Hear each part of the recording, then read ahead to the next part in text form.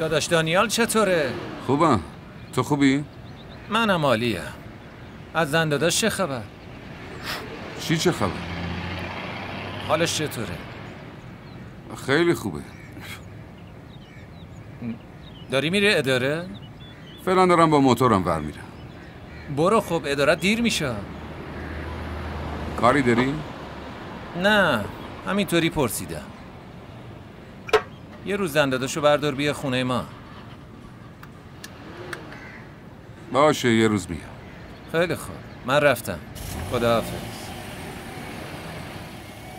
داداش یه لحظه وایسه. یه دقیقه. بله. این چنده؟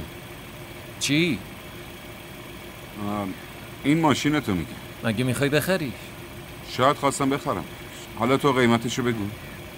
هست دیگه، 1,200 هست.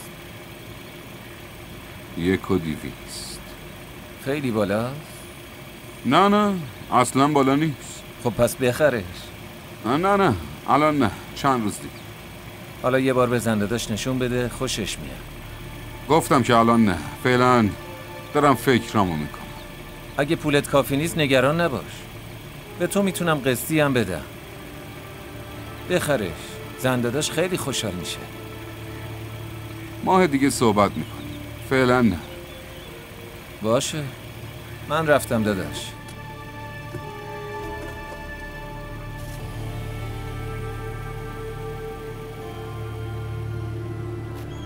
زن داداش از دهنش نمیافته.